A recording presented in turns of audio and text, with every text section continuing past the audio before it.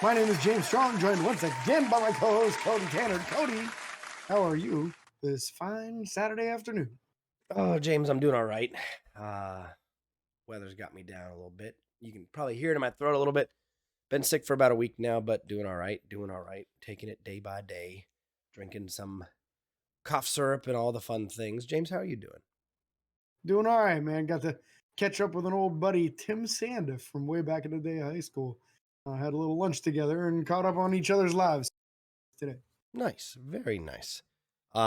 We obviously have a few things to talk draft as far as visits that happened. Steelers did sign a free agent, and then we'll go into my mock draft. James, what are we doing? How are Steelers doing with these visits so far, with these college prospects?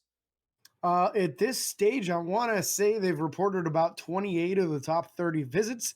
Now, one thing to keep in mind anytime somebody from the University of Pittsburgh goes in for a top 30 visit, it doesn't count. Also, anyone from West Virginia, those don't count. They're all considered local visits. Anyone that went to high school in Pittsburgh and went to college out of town.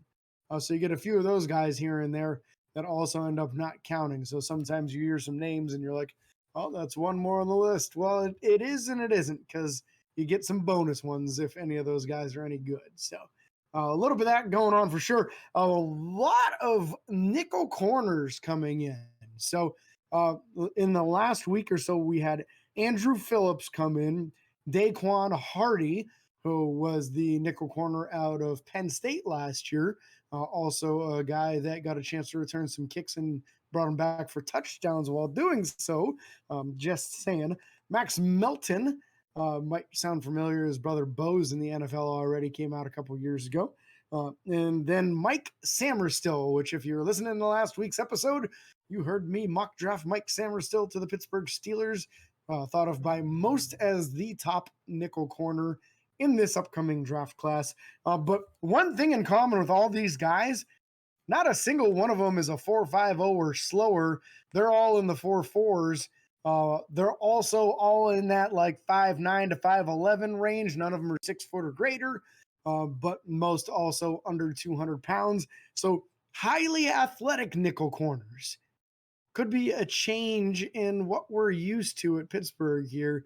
I'm all for it, man. Let me get a really, really fast nickel corner instead of a guy that's just good against the run and not that good in coverage. Yeah. Yeah, imagine the corner playing nickel corner getting some actual, picks and making some Yeah. playmaking ability on the field and covering these tight ends and running backs. That would be very, very, very exciting. I mean, we Speaking loved Mike Hilton because he sacked the quarterback. Yeah. That has nothing to do with covering a wide receiver, you know? Yep. Speaking of playmakers, Steelers did sign kicker Matthew Wright. Yay. For the fourth time now. Yeah, fourth time. We just keep bringing him back. It's just a practice squad body. It's just somebody to have there in case of injury. I mean, I'll, he's I'll tell you played. what, as far as like camp kickers and a backup kicker to a kicker who probably should be a 5 or 6 time Pro Bowler at this point, um, you can't really do much better. Nope. Matthew Wright's a really solid kicker. And if the crap ever hits the fan and you have to rely on Matthew Wright, you're okay. He's to the point now, like when he first signed with Pittsburgh the very first time, 50 yards was his max. Last year, he made a 59-yarder. Like he's not the same kid he was when he came out. He's getting a little stronger every year. He's very accurate as far as a kicker. If Pittsburgh didn't have Chris Boswell, I think Matthew Wright would be the guy that they would be trying to sign long term. So I'm all for keeping a guy like him in camp every year, paying him, even put him on the practice squad for all I care, just so you have a high end backup kicker on your practice squad. I'm all for it. Yeah. Pittsburgh had 3 visits yesterday, correct? Yesterday or the day before, very recent on these. Yeah. It was reported either Thursday or Friday. Yeah. One of them being Lad McConkey, Mm-hmm. who is one of the best route runners or arguably the best route runner in the draft class at the wide receiver position. Very quick, very fast. Also Zach Frazier, West Virginia center, who does not count as an official visit since he's from West Virginia. We just talked about that. And Cooper DeJean. Cooper DeJean is a guy that James has been high on since last year, talking about him before I ever knew who he was, and then made his name very aware for me. So all 3 of those guys come to visit. Very interesting. Obviously, 2 wide receiver, 2 offensive, 1 defensive. Again, a wide receiver playmaker. When we got rid of Deontay, they want to bring somebody else in. They're trying to do it through either free agency or trading. If that doesn't work, we got to draft somebody. Zach Frazier, instant starter if he gets drafted on the team, 100%. I think we all agree with that. And then Cooper DeJean, same thing. I mean, Cooper DeJean's playing week 1 if he gets drafted. Yeah. All 3 of these guys, right? Yeah. If you draft Ladd McConkey is starting at wide out opposite George Pickens, Zach Frazier, your center day 1. Cooper DeJean, worst case scenario, is your starting nickel day 1 and then takes over as the other outside corner opposite Joey Porter Jr. as the season goes along. I wouldn't be surprised. He's the dream pick for me, man. I've made it as crystal clear as possible. I know I didn't take him in my own. It's just because I was trying to hit as many needs as possible. And it seems like if you do that, it makes it a lot more difficult to hit your center and tackle needs. Yep. But Cooper DeJean is just that guy that's a dream come true, where you could immediately start him at nickel and he'd be probably the best nickel corner in the league immediately, would be really stout against the run. And with that 4.43 40 time that he just clocked a few days ago, plenty of speed to keep with those deep guys. Also a 38.5-inch vert. Literally the only thing I don't like about this guy is arm length, because it's not quite 32 inches. Yeah. He's like 31.5 or something. So his arms are a hair short. They're not tragically short. He'll be fine in the NFL. But it's a guy that if you draft him, you start him at nickel, you bump him outside to outside corner, and then when you start slowing down a little, you move him to safety and play him for the next 5 or 6 years at safety. This guy could have the same exact career path as Rod Woodson did, and I am so excited about a guy like that. I would love to have him as a Steeler. I can't imagine it's possibly going to happen, but a man can dream, right? A man can dream. Well, with that being said, that sums up like kind of the pre-show notes and all the stuff that's happened this week. We are going to go into my first mock draft, and James, I'm going to start it off right away. Pick number 20 in the first round, Cooper DeJean. What? I'm not even. No, I'm not. I'm just playing. I'm just playing. I cracked it for nothing. No, I'm playing about playing. It actually was Cooper DeJean. But I want to talk about the pick here a little bit. So Amarius Mims went 16th. Mims was off the board. Didn't have that option. J.C. Latham, one of the top offensive tackles available, was still there. Byron Murphy, defensive tackle from Texas, was still there. Nate Wiggins, another cornerback that a lot of mock drafts and analysts are saying Pittsburgh might draft in the first round. Nate Wiggins was available. Also, Jackson Powers was still available, the center. All that have been targeted or talked about with Pittsburgh, and I chose to go Cooper DeJean in this route. Again, like you said, starting day 1 cornerback in the nickel formation and then taking over somewhere through the mid-first season opposite Joey Porter Jr. We still don't know what we have with Corey Trice Jr. A lot of things going in that cornerback room, but all those things... all those guys available, I still chose to go Cooper DeJean. I don't think I have to talk about him more. You've talked about him enough on this show for the last year and a half that people just know. For those of you who don't realize, this time I'm hearing Cody's mock, so I did not know he was going to go Cooper, but he did know how much I love the guy. So that's fair. Obviously, I think it would be a home run pick if Pittsburgh were to take Cooper DeJean in the first round. So I very clearly love that selection. You stayed right at pick number 20 for that, right? I did. I did no trades in this. Maybe next week when we're going to do one more draft with both of us, we're going to kind of do it live on the show and discuss it. Maybe then we'll option to do trades if they seem realistic, but not overly concerned about that right now. I kept all the same draft picks that Pittsburgh has.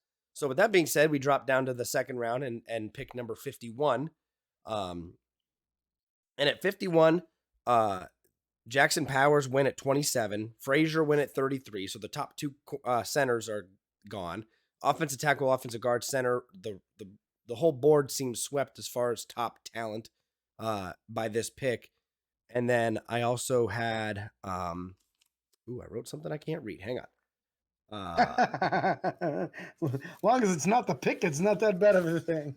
I don't know what I wrote. Oh, I was writing the person I drafted. I drafted a defensive tackle that was brought to our attention on a joint show with some friends of ours, and the defensive tackle from Clemson by the name of Rook Aurora. And Rook is defensive tackle out of Clemson. He's actually from Lagos, Nigeria, which is hilarious because I just watched the the one Avengers movie or Captain America movie, and it takes place there. The beginning of it does. So that was very interesting. He's 6'4", 294 pounds, 34-inch long arms. Ran a 4.8940. I know, long arms, man, long arms. 4.8940, 32 on the vert, 9.8 on the broad, and 29 reps on the bench. This is a guy who could come in and be the next Cam Hayward, be the next Stephon Tuitt. Obviously, we don't have Stephon Tuitt anymore. But this is a guy that could come in and play the defensive line, maybe move outside, play inside. He's more of your I feel like he has the athleticism to move outside, but he has the size of an inside guy. Maybe a little light on the weight wise, but at 6'4", he's a huge body. And I just feel like he's a mauler. He's a guy that would come in and be able to be added into rotation day one and make an immediate impact. He's not going to be like the backup, outside linebackers that we've had in years past that get 1 or 2 sacks. No, he would probably get 5 sacks year one just from being on the field and being with TJ Watt, Alex Highsmith, all these other guys that would take some double teams and some pressure off of him. So that was my number 51 overall pick. Moving on to the third round, number 84. Before you go to that, I just want to chime in on Rook real quick. I know I did so in our super show when we had our 2 guests, and I believe it was Noah that selected Rook in the second round as well. Yep.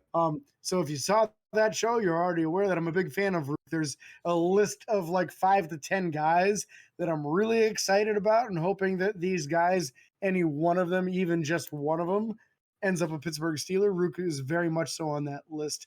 The athleticism in a guy that big, the size, the length, everything that you look for. He checks every box for a 3-4 defensive end.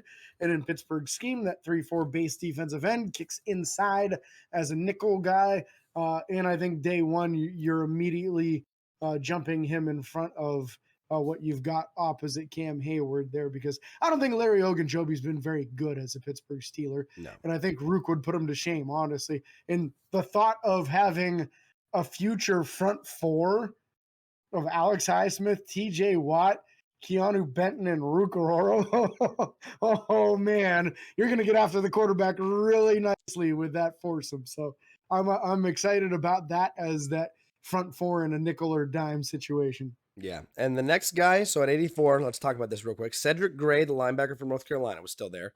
Not highly sought after in most drafts that I've seen, but I think he's a underrated player to potentially be available third round. I think he's been in for a visit too.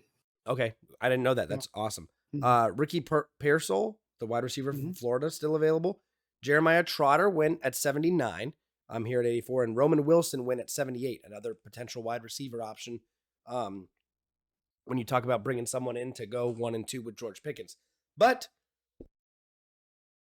I decided to look offensive line. I had to do it. I didn't get to do it in the first 2 rounds. I thought if I wasn't going to do it now, it just wasn't going to be done in this entire draft. At least not any quality talent. So a guy interested me. I did some research on him now. I didn't know much about him before. Karan Amigadiji. I don't know. I don't know how to pronounce it. Karan Amigadiji. We'll go with that. He's from Yale. He is a offensive tackle. Like I said, 6'5", 323 pounds, 36 and an eighth inch long arms. This guy is a mauler, is a beast. I don't have any combine results or anything like that, unfortunately. But just a large specimen, large body. He didn't play in 2020 due to COVID and stuff happening like that. In the last 2 years, he was first team All Ivy League. He started all 10 games in 2022, and he missed the end of this season due to a quad injury. More than likely, potentially why he doesn't have any stats or anything like that. That's exactly why, yeah. But big guy, big arms. I like the size. In my opinion, this is lump of clay. This is lump of clay, and do something with it. Yeah, and this is possibly somebody might be able to plug and play at right tackle, which is the key here, right? We're looking for an upgrade over Dan Moore at the left tackle position. Yep. We would prefer that to be Broderick Jones going back to his natural home. I believe with a selection like Kieran, who's a big upside guy because of the size and wingspan that you're talking about, could possibly start for you at the right side and allow Broderick to go back home at left tackle and push Dan Moore back to the bench, which is a much better solution for him than where he is currently in the starting lineup protecting the blind side of a right-handed quarterback. Yeah, makes it interesting for sure. Yeah, I it don't does. I don't have as many notes as we get to the next later rounds because they're just so much and it just kind of Yeah. picking and choosing where we go. Pick 98. We went cornerback. I really wanted to shore up that secondary. I saw a safety from Georgia that interested me. So I decided to go with this guy, Javon Ballard. Safety from Georgia. I had his numbers here. I think I accidentally just closed them. And here's the reason I went him. He's more athletic than I think we've seen in a safety for a while. He ran a 4.47. He also didn't perform anything else at the combine, but however, 5'10 and a half, 198 pounds, 30 and 3/4 inch long arms. Um, he's just kind of a very fast guy that I think can come in and alternate, or rival, I shouldn't say alternate, rival Minkah Fitzpatrick very well and allow, and again, another guy that'll allow Minkah to play his natural position. This is a guy that can come Yeah. down, maybe not be a massive heavy hitter. I don't see a Ryan Clark out of him, but maybe just maybe can give us the freedom and comfort when it comes to covering, running backs or the tight ends. This guy's fast enough to keep up with some of these more athletic freak tight ends that we have. Mhm. When you think of George Kittle or even the guy coming out of this draft, who people are all about, Brock something. Yeah, Brock Bowers, the Yeah, Georgia kid. yeah, Brock Yeah. Bowers. This is Mhm. just a guy that I think would really help us in being more comfortable against those mismatches and stuff like that. Again, also kind of lump of clay. A couple of these guys near the end of the draft are just lump of clay guys that I drafted. So I don't know if you know much about him or want to speak to him. A little bit, yeah. I think that's a good move because you're safety to put back there with Minkah Fitzpatrick. Deshaun Elliott most likely going to be the new starter back there with Minkah, Yep. and he's not the most athletic dude in the world, right? He was like a 4.5, 840 guy or something like that when he came out, and he's been in the league for a few years now, so he's not as fast as he was when he came out. So this gives you a faster dude for those longer downs when it's third and long or fourth and long kind of passing situations. I like the idea, especially when you start thinking about where Pittsburgh wants to be as an organization is somebody who's making a deep run in the playoffs on a regular basis. If you're going to do so, you're going to need to take on these teams. All the top teams in the AFC have really good pass catching tight ends, Yep. whether it's Dalton Kincaid with the Bills, or whether you're talking about Travis Kelsey with your Kansas City Chiefs, Mark even our Andrews with the division Ravens. rivals. What's that? Mark Yeah, our Andrews. division rivals. Absolutely. Mark Andrews. David Njoku with the Browns had a career year last year. He's looking like he might be up and coming to one of the top tight ends in the NFL these days now. You got to have somebody that can hang with these people. And the height is a little bit of an issue there. The athleticism is not. Yep. So it gives you a fighting chance when a guy can keep up with them step for step, because then that throw needs to be perfect. Yep. And Njoku ain't getting a perfect pass out of Watson. I'll tell you that right now. No, not with the pressure we're providing either, especially with Rook coming at him. You know what I'm saying? Anyways, at pick 119, I decided to go offensive talent again. I decided to go offensive skill room. Went wide receiver. Went back to a school where we drafted a wide receiver from in the past. Fan favorite Juju Smith-Schuster was from USC.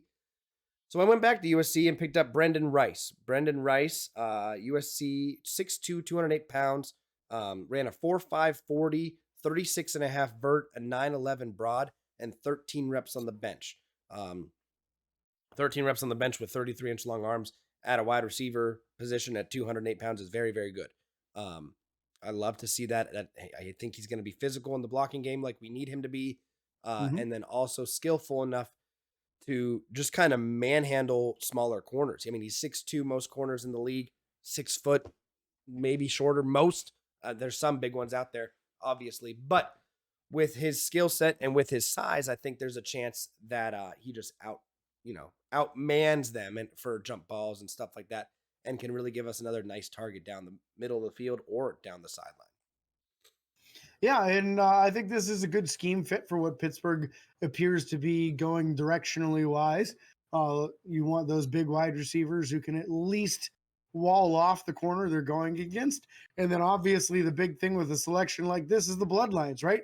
When your dad's the greatest wide receiver in NFL history in Jerry Rice, you've got a chance of becoming a good receiver yourself. Jerry was not the guy that put up the 4.40. He was not the blazing fast dude, but he was incredible as a route runner and knew every trick to the book. Most reliable hands in the history of the game. So you look at it and you say, "Hey, Brendan, I think is even a little bigger than what his dad was. I don't Yeah, think I think his dad was quite that I tall." think he was 6 foot even, if I'm not mistaken. Yeah, I think so as well. So I think if you're taking a shot when you're getting fourth round or later, bloodlines are a big thing for Pittsburgh. Big, big, big thing, man. So you should never be surprised if Pittsburgh drafts a kid who has a older brother or a father or an uncle or anyone like that that's been in the NFL before. They do it all the time. They're very clear about their intentions and why they do so because of the fact that this person already knows what it takes, what kind of work they have to put in, what kind of sacrifice they need to make in the kitchen and in their personal lives. And they've been in the buildings. They've been around Yep. the people, the teamwork, the atmosphere, the chemistry. They've been around the game enough, which I don't think people understand that enough. How there's like a mentality of being Yeah. in an NFL room, whether it's a meeting room, a locker room, a weight room, a training room. Like there's a atmosphere there. So yeah, that was my pick at 119, 178. James, I went weird here. Whew. First pick in the sixth round. That's like the second pick, I think, overall in the sixth round. There. Yeah, I think so. Went quarterback, went Tennessee, Joe Milton the third. Not gonna waste Joe any was time. there. Joe was there. Oh. Large arm. He's 6'5", 235 pounds. Athletic. Kind of comes in and is able. And here's the key here, in my opinion. He fits the kind of archetype that we're now going with in the quarterback room. I don't think you bring in an absolute pocket passer now that we have Russell and Justin Fields in the room. I don't think you do that. It's not going to benefit them. I think you bring in a guy that's able to be mobile, able to scramble out of the pocket, able to extend the play. Joe Milton is that guy. Didn't run the 40 at the combine. I don't know if he did his pro day or not. But again, this is a guy that I think is just coming in to fill the locker room. He'd be the fourth quarterback, in the room and be fighting for a roster spot as the number 3. So as far as physical gifts, you're not going to find a quarterback in this draft class, in my opinion, with greater physical gifts than Joe Milton. He needs some coaching. He needs to get better at being able to read a defense, being more accurate with his placement. You don't expect somebody in the sixth round to have that all perfect. That's not happening. But what you're looking at is a guy that's physically very similar size to what Cam Newton was when he came out. Just big, strong, highly athletic, absolute rocket ship on his arm for a throwing arm, man. At the combine, you had all the quarterbacks thrown to the wide receivers for the wide receiver drills, right? Near the end of it, these guys decided to let the wide receivers run a little long so they could show off their arm strength. Joe Milton had a stronger arm than all of them, and it wasn't very close. Without really stepping into it, he was bombing at 75 yards. Like, just a lot of NFL quarterbacks, I would say most NFL quarterbacks cannot throw the ball 70 yards, let alone 75. that's So what we need. absolute cannon on that shoulder for him. Yeah, what we need. And then for the last pick of this mock draft at pick 195, our second pick in the 6th round, I decided to go lump of clay. I went offensive guard, a guy out of North Carolina State, guy by the name. He's listed as a center. He's an interior offensive lineman. I think he can play center or guard, but named Dylan McMahon. Dylan is 6'3", 299 pounds, a little bit short on the arms, 31 3/4 inch long arms. Not something that normally works out very well when we do this, but I decided to give it a go. He ran a 5'1", 40-yard dash, 5'1" even.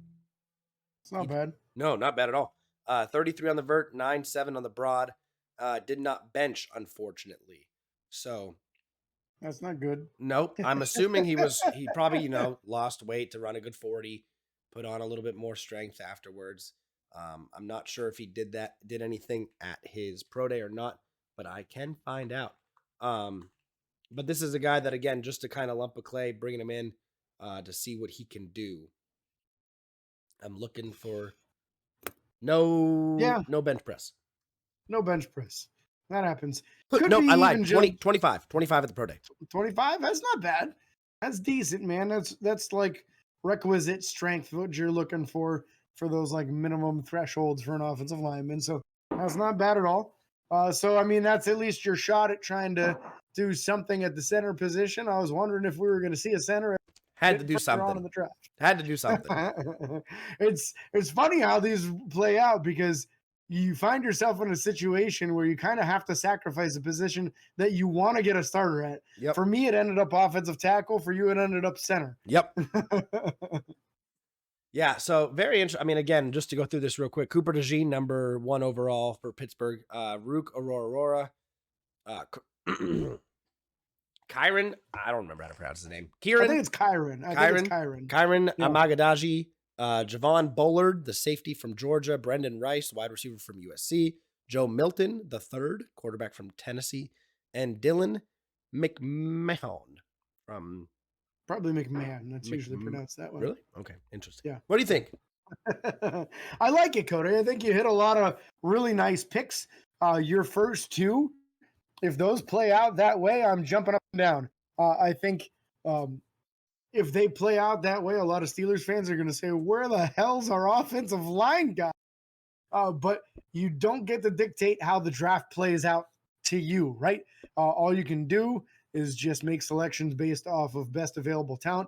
You can go ahead and take that 7th best offensive tackle in the first round instead of the 3rd best corner if you want to. But the 3rd best corner could be a guy that you could have on the team for 15 years and have the last 6 or 7 of them at the safety position, and could end up with 8 or 9 Pro Bowls over his career. Or you could end up with an offensive tackle that's a huge question mark and just an athletic freak, and you're hoping he works out, but you don't know that for sure. Yep. So, yeah, I think I'm obviously a huge fan of those first 2 picks, and then you hit a lot of needs as the draft went along. So I'm going to be interested if we do this, because we're going to do one for you guys next week, like we said. We might even try to have one done already and then do a lot. So we can we'll just whip through the one that we did previously together. Yeah. But I'm interested in trade back scenarios to try to acquire additional talent to see if we can hit more of those positions that we really need in higher rounds. Yeah, because a couple of the trade options I had, even in this one, because it brings them up automatically, where it's moving back 4 picks, but getting like 2 more, like it was very intriguing to see. Yeah, and a lot of times they throw like picks in future rounds at you, which doesn't help you when you're trying to for this year. Yeah. Could be something in a real scenario you like, but yeah. So we'll be doing that next week. Be on the lookout for that episode. And we can't thank you guys enough for listening or watching if you're on YouTube.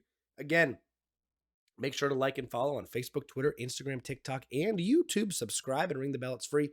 And until next time, this is your host, James and Cody, signing off. Peace.